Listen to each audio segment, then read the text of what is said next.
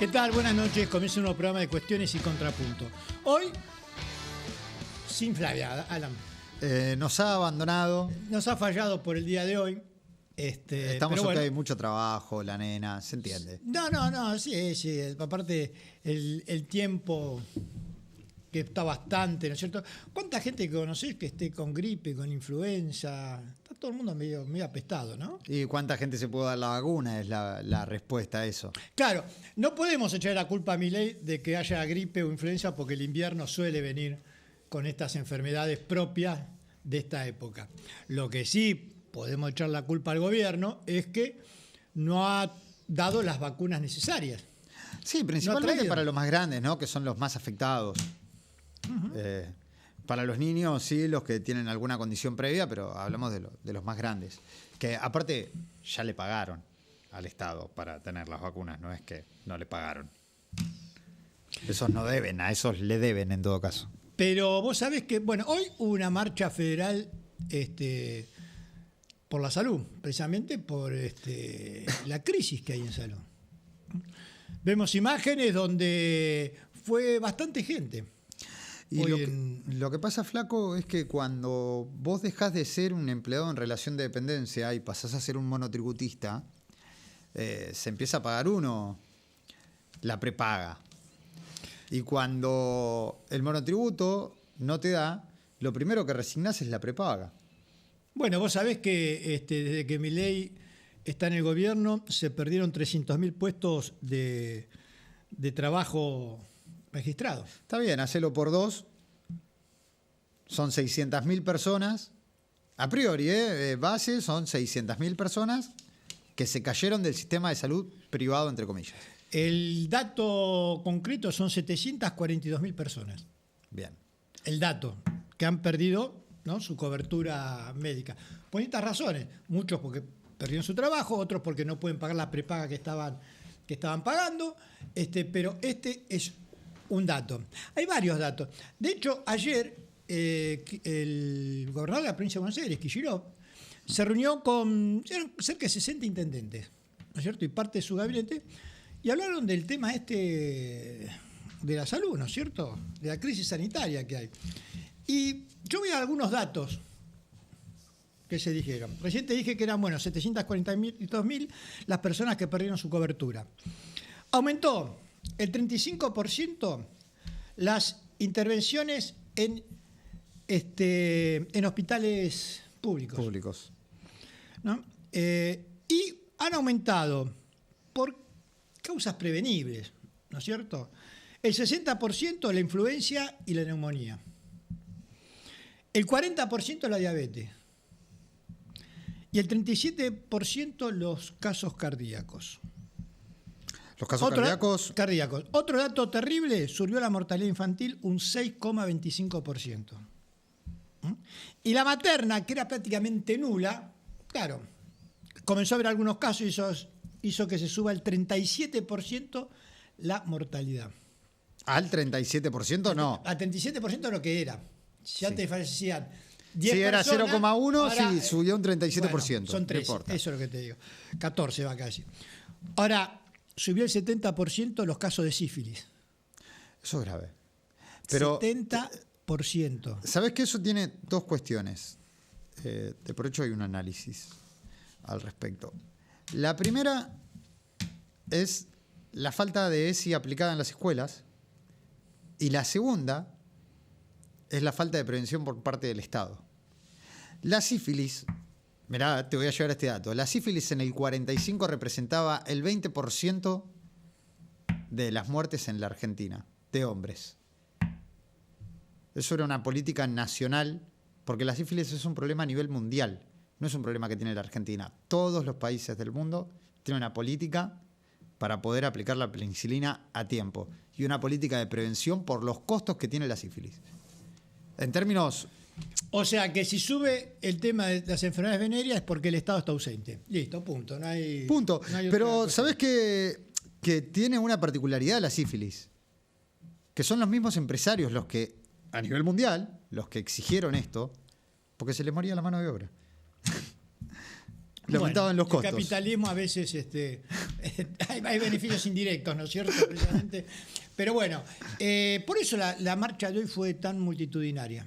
Vos veías las imágenes, la gente marchando por el tema de la salud, la verdad que impresionante. Es más, el 40% de los argentinos tienen su salud en riesgo.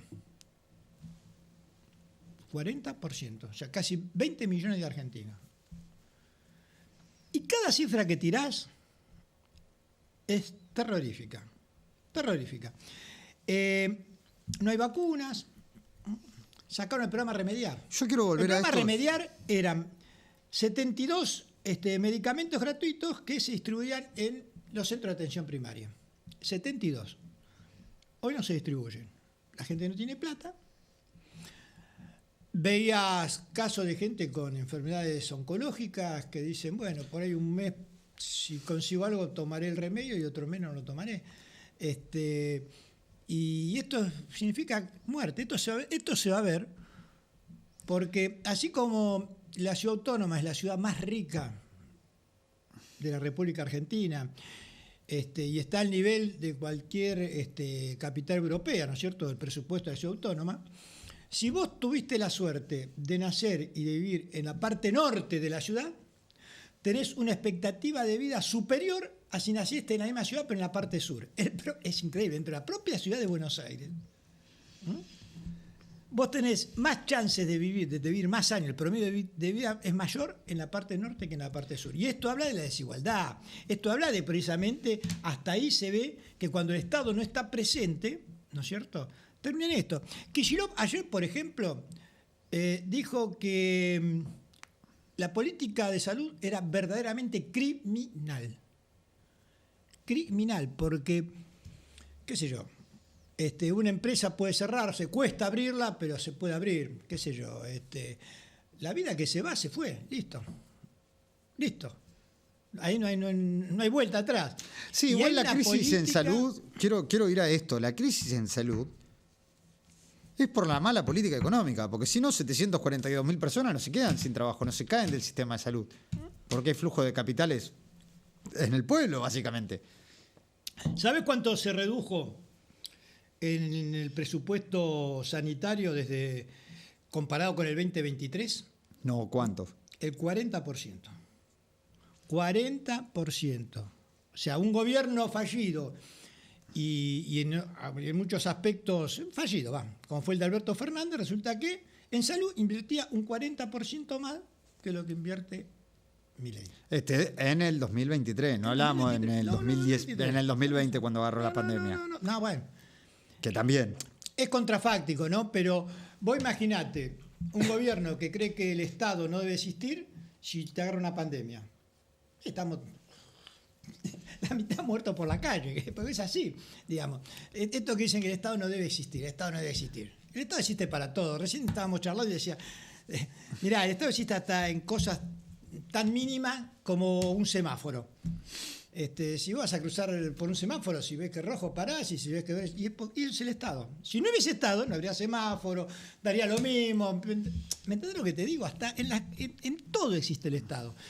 Y el Estado sí puede hacerte la vida más fácil o te la puede hacer más difícil también. Te puede ayudar o te puede castigar. Eso también es cierto.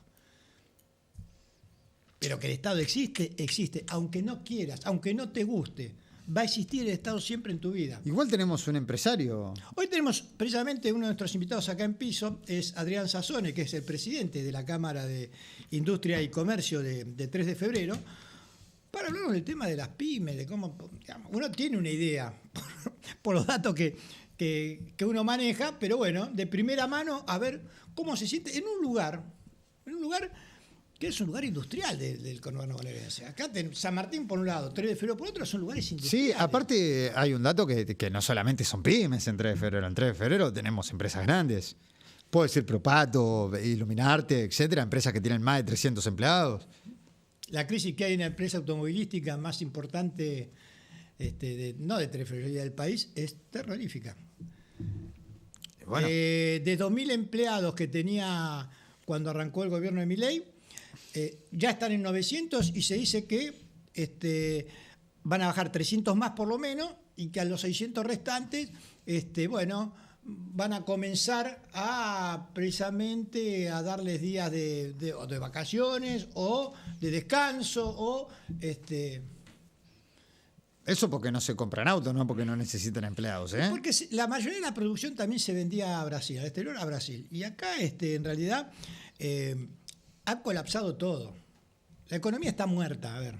Sí, exportar es muy difícil. La economía está muerta. Los comercios están cerrados, la gente está sin trabajo.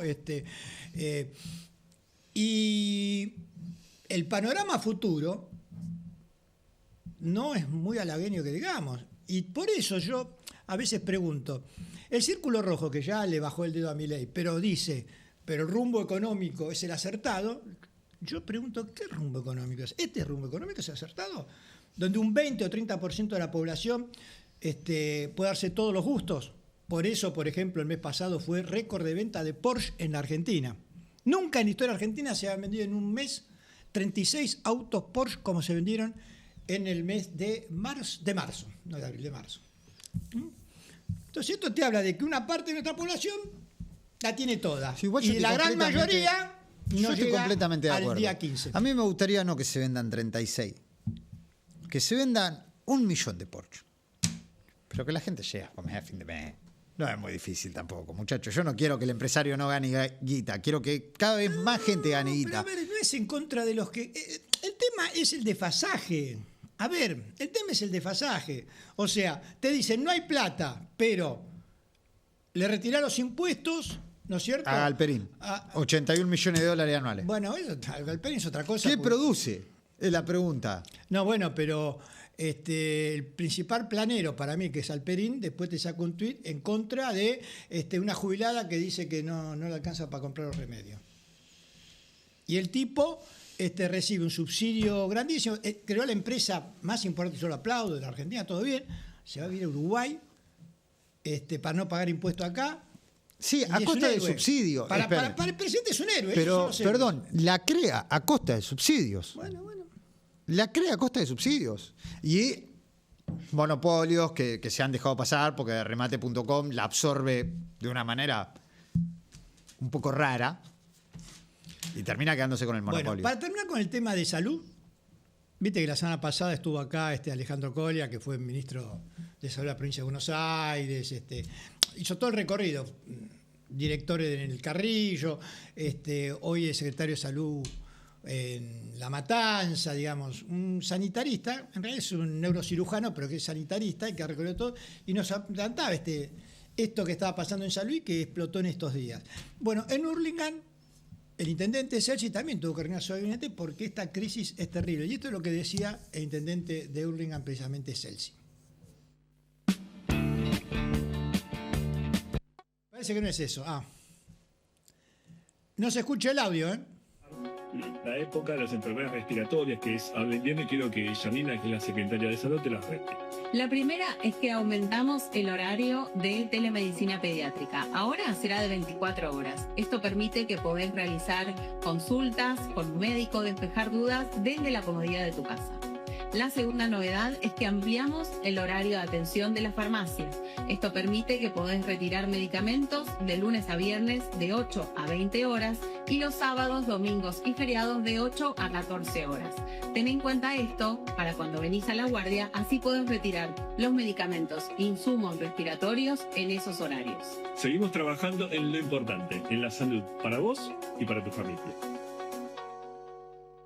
Que los intendentes se ponen, o sea, lo que abandone el gobierno nacional tienen que ponerse los intendentes, con presupuestos cada vez menores, ¿no? Porque esto es así también, porque cada vez también recaudan menos, porque cada vez tienen más porque problemas. mucha plata la tiene que bajar la provincia de Buenos Aires, que no también el gobierno no se la da. Porque el gobierno nacional no se la da, o sea, estamos en una situación, un cuello de botella increíble. Y mientras tanto, bueno, seguimos esperando que Adorni presente... ¿Qué, la declaración jurada? La declaración jurada. Yo, si la tenemos, todavía no quiero ver ni la de Adorni ni la de Patricia Bullrich. No, Patricia Bullrich la presentó hoy. Patricia Bullrich hoy, 4 de la tarde, presentó su declaración jurada. Todavía no la quiero ver justo antes del próximo corte. Nos vamos el próximo corte con la declaración jurada y la reacción. ¿Vos la viste, la declaración jurada? De Patricia Bullrich. La vemos juntos. La vamos a ver juntos, su declaración jurada. Pero bueno, eso también es como para decirle a Adorni, che, ¿y la tuya? ¿Te acuerdas que hace 2 semanas dijo que el presidente dijo que ya la tenía, ya la había visto, ya estaba? ¿Sabes por qué no la está presentando? ¿No la puedes justificar? No. La que sabemos, como un dibujo, la puede justificar. El problema es otro. No quiere presentarla porque si la presenta y después aparece otra cosa nueva, porque hay más cosas nuevas. Este es el tema. Entonces me decís, bueno, justifico lo que y después me aparece otro contratista, me aparece otra cosa. Entonces, viste, están en ese dilema. Pero bueno, Adorni ha cumplido con el presidente, ¿no es cierto? Con y sin dinero ha tenido un crecimiento económico importantísimo, ¿no es cierto? Nos vamos a un corte y ahora estamos con nuestro primer invitado aquí en piso, dijimos antes, Adrián Sassone, presidente de la Cámara de Industria y Comercio de 3 de febrero.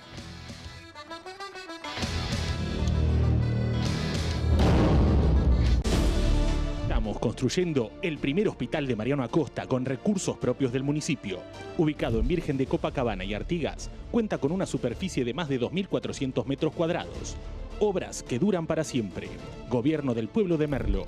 Gustavo Menéndez, intendente.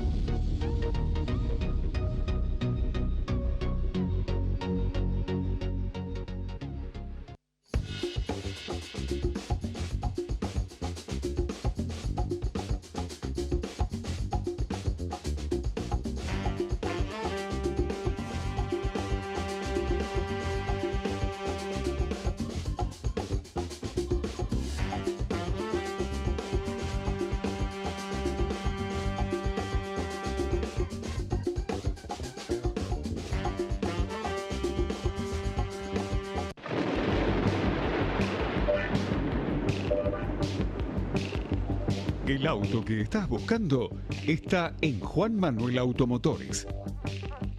En su única dirección, Colectora General Paz 325, Devoto, Lado Provincia. Vení, tu nueva unidad te está esperando. En Pilar contamos con Mimuni, nuestra herramienta digital de atención ciudadana para solicitar turnos, realizar trámites y gestionar reclamos de manera ágil y cercana. Descárgate la app o chatea con nosotros por WhatsApp a través de 11 52 38 68 64. Las 24 horas del día. También podés acercarte a cualquiera de nuestros puntos Muni de lunes a viernes de 8 a 18 horas y los sábados de 9 a 15 horas. En Pilar seguimos acercando el Estado a todos y todas las pilarenses. Pilar presente con futuro. Taller de cerámica Alma de Barro. Abierta la inscripción, turnos de mañana y de tarde. Te esperamos en Besares 4407 Ciudadela. Nuestro WhatsApp es el 112 617 5903. Auspicia la agrupación Ramón Carrillo. Defensoría del Pueblo de la Provincia de Buenos Aires. 0800-222-5262. Podemos ayudarte. Cámara de Diputados de la Provincia de Buenos Aires. Seguinos en nuestras redes sociales y entérate de nuestras actividades.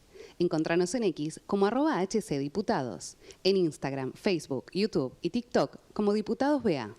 También podés visitar nuestra página web y suscribirte a nuestros canales de difusión en WhatsApp y Telegram.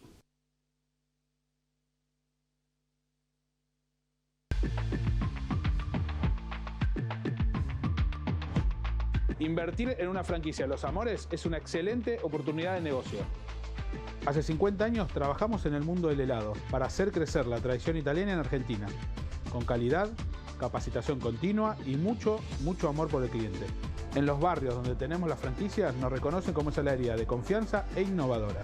Somos una familia que apostó y sigue apostando, con más de 120 locales en todo el país. Para abrir una franquicia de Los Amores, hay posibilidades en todo el país. No tenés que abonar el fee de ingreso, que es el pago inicial, tampoco por la publicidad institucional.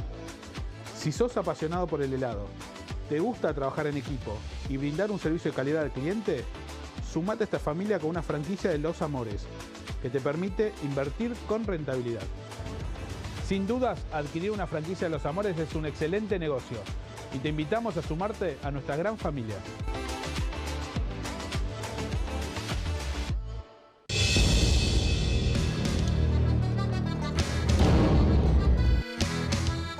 Y continuamos aquí en Cuestiones y Contrapunto. Y antes de ir a nuestro primer invitado de hoy, yo quería pasar unas imágenes porque el sábado pasado un empresario amigo de la casa de 3 de febrero festejó los 50 años, ¿no?, de su concesionaria de autos, que arrancó con el viejo y que continuó él, ¿no?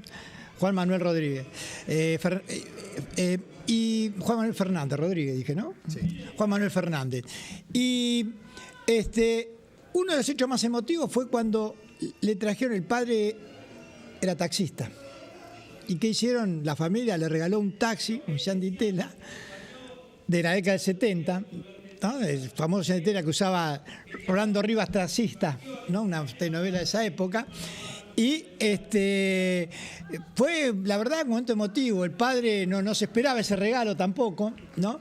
Y él estaba con los amigos, los familiares, los clientes, ¿no?, porque 50 años no es un tema menor, ¿no es cierto? Y la verdad que se pasó un lindo momento, ahí toda la tarde, ahí en Juan Manuel Automotores, ahí en la colectora de la General Paz. Es cuando el papá sube al taxi y baja la bandera y se acuerda de sus viejos tiempos. Bueno, y ahora sí, volvemos acá al piso y le mando un saludo, por supuesto, a Juan Manuel y a toda su familia. Y estamos con nuestro invitado de hoy, Adrián Sassone, presidente, como decía antes, de la Cámara de Industria y Comercio de 3 de febrero. Qué situación mala que está viviendo hoy el país en materia económica y por ende las pymes, las industrias, los comercios. ¿Cómo se hace hoy, en tu rol de presidente de una cámara, para hablar con los socios y ver de qué manera se sobrevive a esto? Bueno, antes que nada, buenas noches y gracias por la invitación y por el espacio. Es fundamental tener estos lugares para que, bueno, el que viene del mundo del trabajo tenga por lo menos un lugar para expresarse. Hoy es un contexto muy duro para todo aquel que emprende, que tiene una industria. Es un escenario donde ya venimos de varios años golpeados, de una economía, un contexto que año tras año va cada vez más a la baja, donde para el industrial el tipo de laburo, cada uno se pone el nombre que quiere ponerse, ¿no? Se le hace muy difícil donde desarrollarte, cómo generar un proyecto que vaya al alza, siendo que vos tenés un Estado que te va pivoteando entre modelos de país distintos, que no te puede garantizar una inflación más o menos a plazo, no te puede garantizar un tipo de cambio a plazo. Vos tenés escenarios y variables que permanentemente están cambiando. Ahora sí, después se le reclama al industrial que crezca, que invierta, que sea competitivo. Entonces es muy complicado yo tengo la formación que pude tener, pero tengo una preparación académica. Francamente es muy difícil costear en la Argentina, pero no de ahora, desde siempre. Hablando que en la Argentina, digamos, el gran dador de trabajo es el PYME, es la empresa PYME, y que también para el empresario PYME no es, bueno, dejo este negocio y hago otra cosa. Es como un hijo su empresa, digamos. Es algo que hay empresas familiares de años. No sé cuánto hace que estás vos en este rubro, por ejemplo. ¿Cuántos años hace que estás vos en Nosotros, este rubro? La empresa mía hace 18 años que estoy en el mismo sector. La idea de reconvertirse, francamente, en cierto punto parece una toma de pelo, ¿no? O sea, yo desde que tengo el negocio me levanto y me acuesto pensando cómo hacer para que la empresa crezca. Entonces, que venga alguien de afuera a decirme que yo me tengo que reconvertir, la verdad que es una toma de pelo. Es lo único que sé hacer. Tratar de que el negocio crezca. Cualquier persona que emprende está pensando en tomar gente, en crecer, no está pensando en echar gente. uno echa gente al final, cuando ya no tenés más opciones. No hace falta que me digan que tengo que ser competitivo. Si no soy competitivo, el mercado se ocupa de mí tranquilamente y quédate más que tranquilo que no... O sea, seguramente si vos no sos bueno en lo que haces o no tenés un diferencial, no va a continuar ese negocio. Con lo cual me parece que partimos desde lugares o desde posiciones de gente que como que no entiende el mundo del trabajo. En algún punto empezó a pasar que se alejaron tanto de la gente de laburo que empezaron a hablar de gente que no somos nosotros. Entonces, en esa distancia se gobierna como se gobierna, para gente que no existe, para industriales que no son. Entonces nos dicen que no somos competitivos y nos ponen a competir con una economía que está subsidiada como es la de China. Es muy difícil en este escenario seguir adelante. Yo sí creo que el industrial tiene una vocación, porque francamente en estos contextos no hay una razón por la cual, digamos, por qué uno seguiría trabajando más allá de lo económico, que hoy también está puesto, digamos, hoy muchas empresas no tienen rentabilidad. Entonces, ¿cuál sería el motivo para un industrial de seguir adelante con todas las problemáticas que tiene trabajar en una pyme, siendo que ni siquiera te deja plata? Entonces, en ese escenario, yo creo que el industrial tiene un diferencial y una vocación que muy pocas veces se ha valorado. Ahora, Adrián, vos decís en esto que, digamos, pasaste por varias, ¿no? Etapas mejores, etapas peores, un serrucho, ¿no es cierto? Sí. También me imagino yo que hubo momentos del país donde te permitió crecer y momentos donde no solo te permitió crecer, sino que directamente fuiste comiéndote ese crecimiento, digamos. Sí, naturalmente. La empresa mía yo la fundé un 28 de diciembre de 2008, a mis 28 años, fresquito habiendo salido de la facultad, en un contexto donde vos tenías una política de país que favorecía la industrialización y el desarrollo de las empresas. Bueno, ese contexto gradualmente fue cambiando. Yo diría que 2017 para esta parte, ya año tras año se fue viendo esta cosa de que, bueno, o sea... Cada vez más para atrás. Cada vez más para atrás, pero a la vez una política que no es clara. O sea, la política industrial es una decisión de país. Entonces vos tenés esa vocación industrialista o no la tenés. Y eso impacta, como la tiene hoy por hoy, China. Entonces, China hace 50 años que tiene claro que se tiene que desarrollar tecnológicamente, tiene una industria de base fuerte. Y se maneja por planes quinquenales. Por supuesto, que era lo que hacíamos nosotros hace antaño, y estos tipos van por el 15, 16, ya no sé por cuántos van. Bueno, nosotros en algún momento decidimos retirarnos de esa política y fue una cuestión, digamos, opcional, ¿no? Entonces, la industria argentina... Y cualquier industria necesita procesos largos, no es levantar un comercio. Nosotros en nuestra cámara, que es Cámara del Comercio y la Industria, tenemos asociados que son comerciantes industriales. Un comercio vos lo levantás con cierta velocidad. No pasa con una industria, que vos tenés procesos más largos porque tenés que aprender, porque tenés que hacer un montaje de una línea. Todo eso lleva tiempo. Hay industrias de segunda, tercera generación que se va generando conocimiento en la medida que transcurre el tiempo. Es muy difícil montar una industria que produce y es muy fácil romperla. Tengo una pregunta. En líneas generales, ¿no? Más allá de tu caso particular, en una empresa, ¿quién gana más? ¿Un gerente de producción o un gerente financiero? No, hace años que eso, y no en Argentina, pero hace años que digamos que el gerente de producción pasó a ser un salario más por ahí. Y eso se ve en el mundo. Eso pasó con General Motors también. Ya hace varios años, por lo menos te diría hace 20 años que cambió la matriz de productiva a financiera. Eso es un problema, porque en algún momento, digamos, el dinero tiene que pasar a fierro, tiene que pasar a cosas tangibles. Por eso el ordenador, sobre todo en una cámara, es el trabajo. Si vos creas, y que esa es una muy linda discusión que se dio en el mundo. ¿Quién era el rico?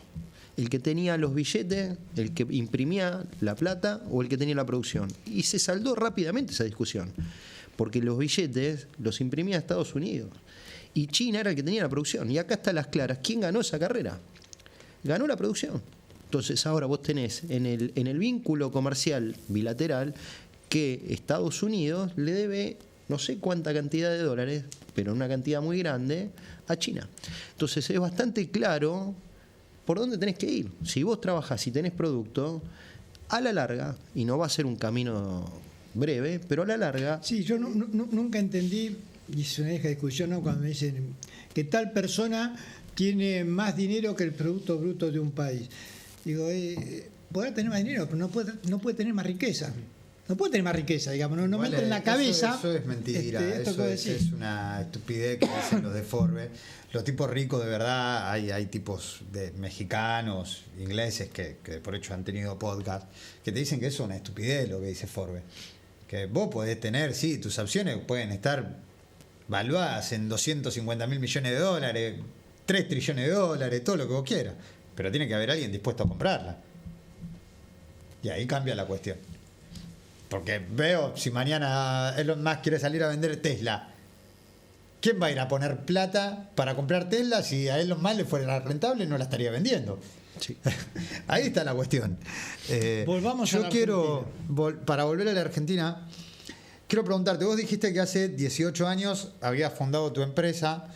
¿Fue con capital propio todo o tuviste acceso a crédito para poder fundarlo? En mi caso particular fue todo muy a pulmón. Los créditos que tomé fueron créditos en el banco privado, que en su momento servían porque eran créditos que iban a materias primas, pero en general yo siempre me apalanqué en los bancos y en mi banco privado, que es el banco que tengo de toda la vida. Después, cuando la economía, digamos, estaba en torno o estaba volcada al trabajo, servía apalancarse por ahí con bancos como el Banco Provincia, el Banco Nación, que siempre son bancos más próximos porque tienen una visión por ahí más de traccionar la producción. No es tan comercial como un banco, digamos, privado. Sí, privado. Esas fueron, digamos, los vectores que yo tuve de apalancamiento, pero no siempre tenés algún familiar, algún proyecto de familia que te sirve en el camino como para ayudarte. Pero en general es la historia de la mayoría de la gente que arranca con cualquier proyecto, ¿viste? Esto viene con una segunda pregunta. Si hoy vamos a poner que a vos te va muy bien y que podés vender, ¿no? Y que cubrís los costos, pero necesitas crecer en producción y no tenés la guita, ¿podés pedir un crédito? Mira, está pasando que los bancos privados se están retirando porque las calificaciones que te ponen cada vez son más restrictivas. Entonces vos por ejemplo, vos tenés un acuerdo de 25 o 30 millones de pesos para una pyme promedio X, ponele. Bueno, te pasa que por ahí te dan, de ese acuerdo lo tenés partido en descubierto, venta de cheques y tarjetas, ponele. En el caso mío, que soy un impersonal. Bueno, los cheques vos lo querés cambiar, pero los cheques, como ya vienen en este contexto, ya viene el quit que te lo emitió con algún cheque que está por ahí que no pagó, con algún incumplimiento, ya no te están tomando. O sea, cada vez más se restringen los acuerdos y los cheques, por ejemplo, en este caso, que te van tomando. Entonces, el crédito se va cada vez más restringiendo más. No obstante, lo que está pasando es que se acercan los gerentes de banco, cosa que antes no pasaba, porque llegar un gerente de banco en una época donde todos trabajamos era llegar prácticamente a un dios del Olimpo. Hoy están viniendo porque nadie les toma crédito. Y lo que pasa es que digamos, salvo que sean créditos que estén por debajo de la inflación, no sirve tomar crédito porque no tenés dónde volcarle el dinero. La mayoría está cancelando créditos anteriores con tasas mejores.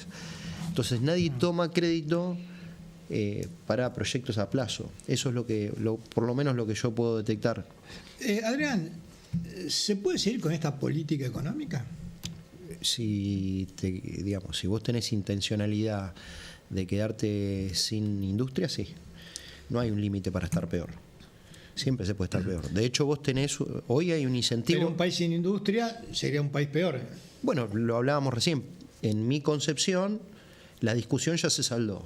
Entonces, el país que prospera es el país que tiene industria. Pero no es porque lo digo yo, porque esa discusión se dio a nivel mundial. Estados Unidos planteó de manera equivocada quedarse con la emisión de billetes, la defensa de su moneda a través de las armas y con las Big Tech. Bueno, no la alcanzó. Ahí tenés una economía de Estados Unidos que está primero hoy en términos de producción y tecnológica, que está por detrás de China, sin poderla alcanzar, con un desempleo elevado como nunca antes se había visto. Entonces, bueno, para mí, en mi interpretación, esto vos lo podés capitalizar. Y ya más o menos es evidente qué pasa cuando un país se queda sin industria. Hoy hablar de fierro es hablar también de tecnología de punta, que China hoy aventaja a Estados Unidos en esa tecnología de punta. Sí, pero bueno, vos podés generar una industria, si vos tenés una política de Estado, podés generar una industria, no necesariamente tiene que ser toda tecnología de punta. Todos los estados que industrialmente se han desarrollado, se desarrollaron al amparo de una política industrial estatal. Lo hizo China, lo hizo Rusia, lo hizo Estados Unidos. Las grandes potencias industriales lo han hecho. De hecho, lo hizo Argentina en el 45. Lo hizo Argentina también en su momento.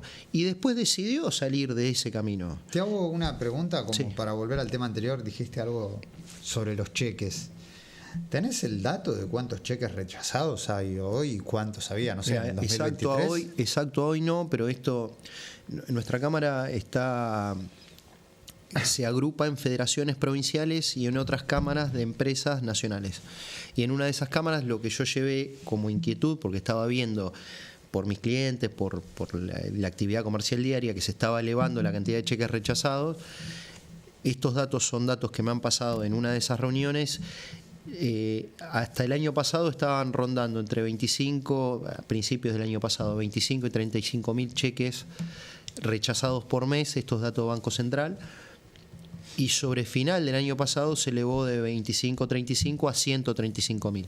Con lo cual, los datos que te estoy pasando están hablando de una cadena de pago que se está entre estirando y en algunos sectores cortando. Estás hablando de más de un 400% más. Sí, no tengo datos de 2026, pero a vista de lo que cómo viene evolucionando del las contexto, cosas, no. Esto, en Argentina, entonces, sí. Quiero terminar con el tema del cheque. La tenés con la cuestión financiera. En Argentina, en un momento existían los cheques voladores, creo que le llamaban, no sé. Yo no había nacido, pero la historia lo cuenta. ¿Hoy sucede lo mismo o son empresas quebrando que te terminan rechazando cheques porque la empresa se quedó sin fondo, quebró? Mira, es algo que no tengo del todo resuelto. Yo siempre valoro al industrial y desde el lugar que me toca. Yo en la cámara que estoy les cuento que empecé haciendo una pasantía y de alguna manera vi a mis 18 años, a mis 20 y pico de años, una referencia en el industrial. Yo vi industriales que hipotecaban su casa para salvar la empresa. Y para mí eso es un ejemplo. Y esos son los ejemplos que de alguna manera me marcaron para después tener mi propio emprendimiento, mi propio negocio. Ahí hay un vacío legal que no alcanza a cubrir la ley de concursos y quiebras. Vos te podés equivocar, te puede ir mal cuando tenés un cheque que te vino para atrás, 2 cheques, 10 cheques. O sea, tuviste una eventualidad, un contexto que hizo que vos no puedas o incumplas con tu compromiso. Ahora, cuando vos estás en los 1.800, 2.000 cheques rechazados, ya es un método. Y ahí hay un no sé si vacío no, porque hay una ley de concursos y quiebras. Pero hay algo que pasa que hace que una empresa grande por ahí termine damnificando a muchas empresas chicas.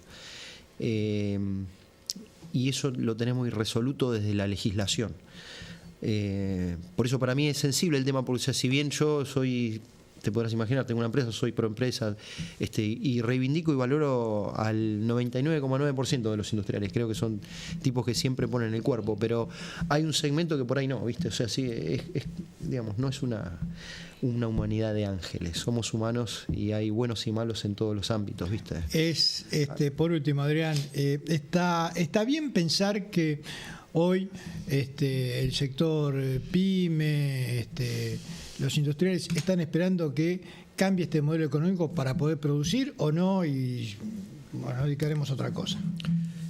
El pyme está siempre dispuesto a trabajar y naturalmente vamos a hacer en lo personal siempre el esfuerzo por seguir. Yo no sé hacer otra cosa que trabajar. Pero en estas condiciones me parece que... Y le vamos a buscar la vuelta. La realidad que no es una condición favorable para el desarrollo de ningún tipo de industria. No, hoy en general el promedio se conforma con no perder. Y digamos, no es Uno no monta una empresa para no perder. O sea, entonces... No están resignados, va. No, la pelea siempre uno lo va a dar. Yo creo, sobre todo en el partido de 3 de febrero, o sea, son un partido de inmigrantes, o sea, no... es lo único que sabemos hacer, lo único que vimos. O sea, yo miro una generación, 2 generaciones, o sea, vengo de familia de laburantes, o sea, naturalmente voy a seguir. Incluso por tradición uno sigue. Pero bueno, la realidad que para que florezcan las flores vos tenés que tener un contexto.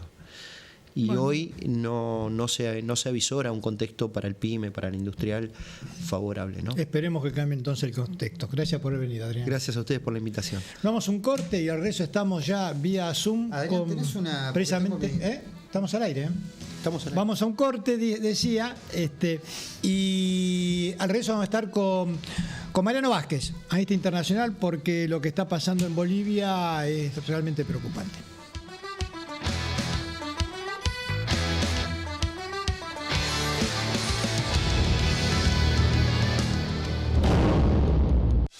La renovación de la Ruta 40 contempla el ensanche, prolongación de alcantarillas, iluminación, semáforos y señalización. Reducirá tiempos de viaje y aumentará la seguridad. Gobierno del Pueblo de Merlo. Gustavo Menéndez, Intendente.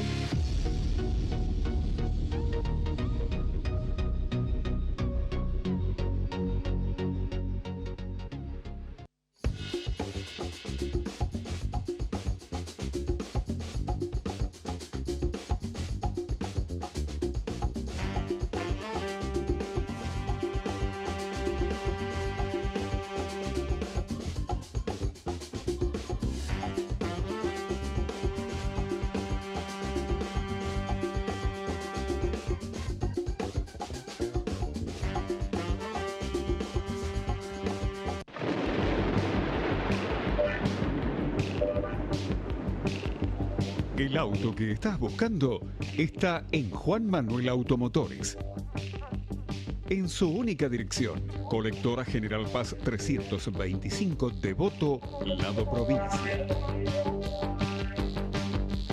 Vení, tu nueva unidad te está esperando. En Pilar contamos con Mimuni, nuestra herramienta digital de atención ciudadana para solicitar turnos, realizar trámites y gestionar reclamos de manera ágil y cercana. Descárgate la app o chatea con nosotros por WhatsApp a través de 11 52 38 68 64, las 24 horas del día. También podés acercarte a cualquiera de nuestros puntos Muni de lunes a viernes de 8 a 18 horas y los sábados de 9 a 15 horas. En Pilar seguimos acercando el Estado a todos y todas las pilarenses. Pilar presente con futuro. Taller de cerámica Alma de Barro. Abierta la inscripción, turnos de mañana y de tarde. Te esperamos en Besares 4407 Ciudadela. Nuestro WhatsApp es el 112-617-5903. Auspicia la agrupación Ramón Carrillo. Defensoría del Pueblo de la Provincia de Buenos Aires. 0800-222-5262. Podemos ayudarte. Cámara de Diputados de la Provincia de Buenos Aires. Seguinos en nuestras redes sociales y entérate de nuestras actividades. Encontranos en X como @HCDiputados, en Instagram, Facebook, YouTube y TikTok como Diputados BA. También podés visitar nuestra página web y suscribirte a nuestros canales de difusión en WhatsApp y Telegram.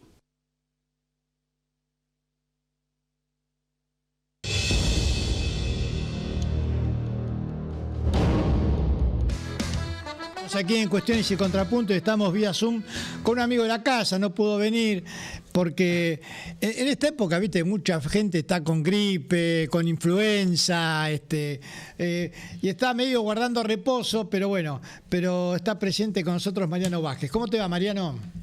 Hola, Carlos, un gusto de saludarte, ¿cómo estás? Bien, quería hablar con vos porque vos conocés bien el tema boliviano. De hecho, viviste también ahí un tiempo, la idiosincrasia del pueblo boliviano. Hoy escuché que a muchos les llamaba la atención, ¿no es cierto?, esto de que salgan a la calle a protestar diciendo, se tiene que ir el presidente. No era una protesta, bueno, cambiemos esto, cambiemos lo otro. Uno veía, y organizadamente. ¿Esto se debe a la historia boliviana, digamos, de los mineros por un lado, de los campesinos por el otro, o es algo nuevo? No, tiene que ver con la historia. Solo un botón de muestra, cuando en el año 52 triunfa en las elecciones el movimiento nacionalista revolucionario y los poderes de facto y el ejército deciden desconocer esa elección y dar una especie de golpe preventivo para que no asuma el MNR. Los mineros y el pueblo en las calles derrotó en 3 días al ejército popular, instaurando ese gobierno que fue el que inició un poco las primeras reivindicaciones sociales y políticas, incluidas, por ejemplo, la reforma agraria y la nacionalización de los hidrocarburos. O sea que es una historia que viene de hace mucho tiempo, que tiene sus periodos y que el pueblo boliviano cuando se siente traicionado tiene este tipo de características que son bloqueos de carreteras, aislamiento, en el caso cuando se aísla a La Paz, a la capital, eso genera mucha incertidumbre por el desabastecimiento y mucho temor político por lo que implica para el gobierno estar aislado. Y esas secuencias de protestas se han dado durante prácticamente toda la vida republicana boliviana, y recordemos quizás la más reciente, que fue la llamada Guerra del Gas en octubre de 2003, cuando Gonzalo Sánchez de Lozada tuvo que irse en helicóptero tras asesinar a 67 personas en los levantamientos en el Alto y en la zona andina, y eso inició el proceso que 2 años después derivó en el proceso de cambio político-cultural más importante de Bolivia, que fue su primer presidente indígena y la victoria de Evo Morales en las elecciones de 2005. Ahora, Mariano, una serie de países firmaron un documento diciendo que lo que había en Bolivia no era un levantamiento popular, sino un golpe de Estado. Sí, un documento claramente influenciado y dictado por el Departamento de Estado de los Estados Unidos. Repitieron esos argumentos, entre esos países está Argentina y otros 9 gobiernos de derecha, Ecuador, Paraguay, Perú y entre otros. Y quizás me parece que quiero dejar una perlita, el comunicado, algo insólito por la lejanía del país y porque no suele hablar de temas latinoamericanos, fue el caso del Ministerio de Exteriores de Israel, que también denunció el bloqueo y la falta de ayuda humanitaria y la necesidad de ayuda humanitaria. Esto es un cinismo absoluto, mientras el Estado de Israel comete un genocidio en Gaza, una limpieza étnica, un bloqueo que lleva ya décadas y la imposibilidad de ingreso de ayuda humanitaria a Gaza. O sea que así es el cinismo que funciona cuando el Departamento de Estado teje los hilos sobre qué es un levantamiento o no, y me parece que aquí hay que aclarar una cosa además. La tendencia, sobre todo en la era Trump, todo es sedicioso y todo es terrorismo. De esta manera se tilda a luchadores sociales, a dirigentes sindicales, etcétera, como sediciosos o terroristas. Es decir, se le quita la potestad de la legítima defensa y se criminaliza y se estigmatiza la protesta social. Están intentando. ¿Y cómo cree que va a terminar esto en Bolivia, que recién comenzó? Sí, lleva 2 semanas ya esta huelga general. Hay 129 detenidos y ya hay un pedido de aprehensión por parte de la Fiscalía contra el secretario general de la Central Obrera Boliviana y otros dirigentes sindicales. Argollo. No va a terminar bien, y en caso de que el gobierno no termine cayendo, va a quedar muy debilitado. Ya es un gobierno debilitado, estos 6 meses han sido muy malos. La base popular se sintió traicionada porque... hay que decir que es su vicepresidente, ¿no es cierto? Edman Lara, ya tenían conflictos desde la campaña electoral. Edman Lara es un personaje muy particular, un ex policía, capitán, que renunció a la fuerza denunciando actos de corrupción y por lo tanto fue sacado.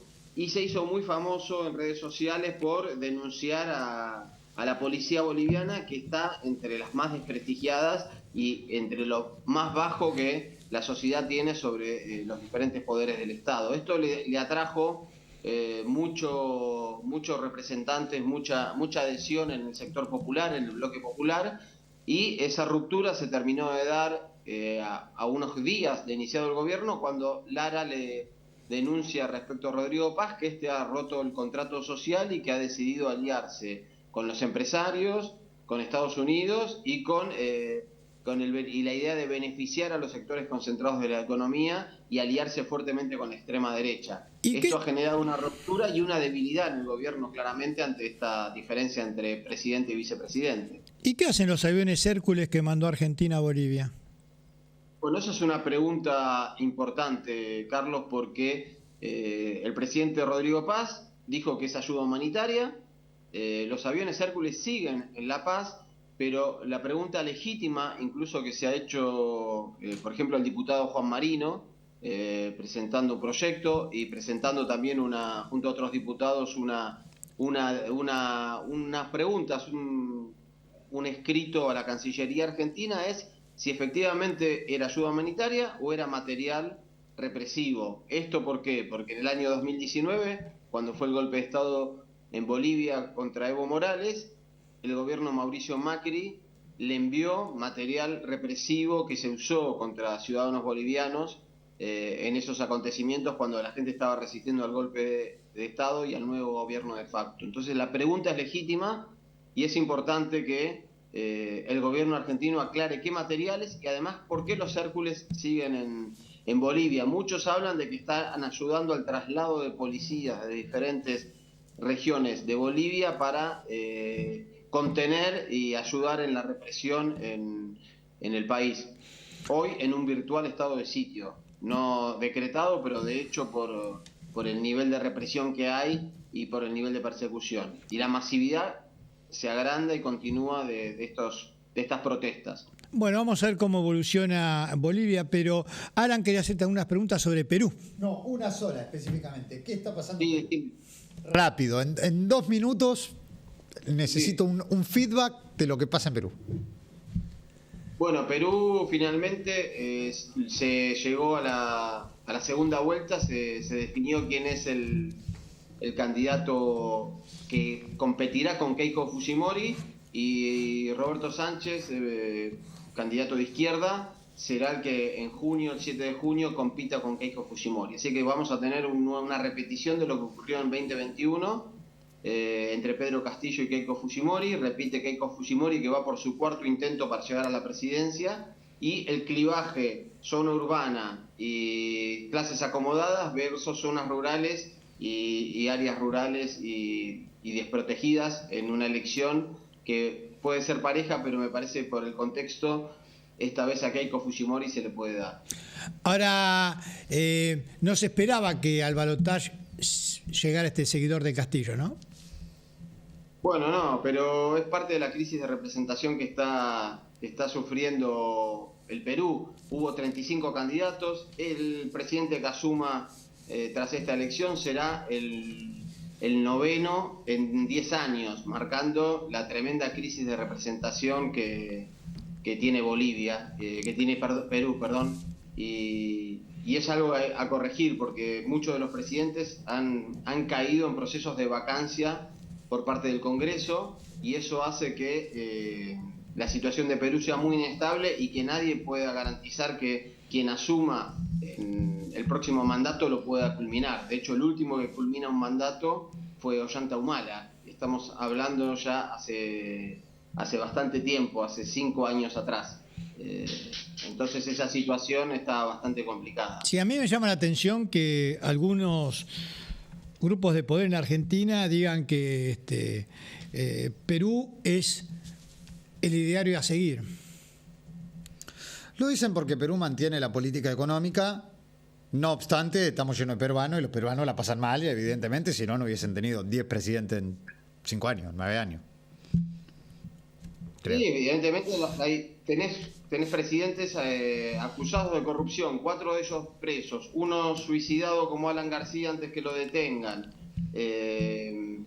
un Congreso que no puede juntar minoría, candidatos múltiples en un montón de lugares, la gente enojada porque de los 35 millones de habitantes, 10 millones son presos, 7 de cada 10 trabajadores están en una situación completamente complicada y en informalidad. Entonces, es un país en los cuales es muy bueno para hacer negocios para el capital extranjero y muy malo para los trabajadores y las clases populares y rurales. ¿Me parece a mí o es un Congreso extorsionador el de Perú? Por supuesto. Y aparte que la población no tolera, está entre las adhesiones más bajas, el 90% de rechazo, 92% de acuerdo a la última encuesta, y que justamente consideran que son corruptos y están en negocios prebendarios, y cuando no les gusta algo del presidente, buscan tirarlo. Bueno, de hecho el último presidente, Pedro Castillo, está preso con cargos insólitos, más allá de cierto infantilismo y cierto amateurismo en su presidencia, pero así está la situación en Perú, muy complicada y en una crisis de representación que se va extendiendo.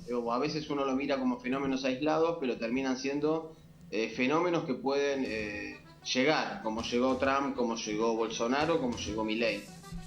Mariano, gracias por esta intervención. La próxima vez seguramente te vamos a tener acá en piso y seguiremos analizando la política internacional, que como diría Perón, es la verdadera política.